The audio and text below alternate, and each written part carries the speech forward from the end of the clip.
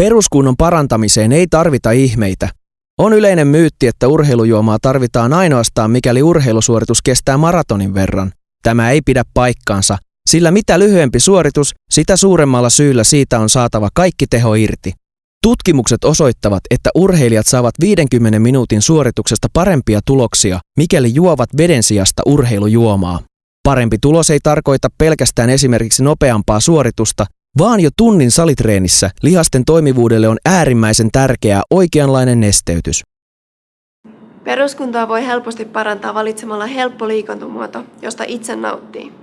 Itse aloitan harjoittelukauden peruskuntotreenillä, joka sisältää mahdollisimman monipuolisesti eri lajeja. Käyn esimerkiksi keveillä juoksulenkeillä, pelailin ystävieni kanssa beachvolleyta, sulkapalloa, tennistä, suofoodista, käyn aerobik-tunnilla ja tietenkin myös altaassa tekemässä kevyehköjä lyhyitä sessioita.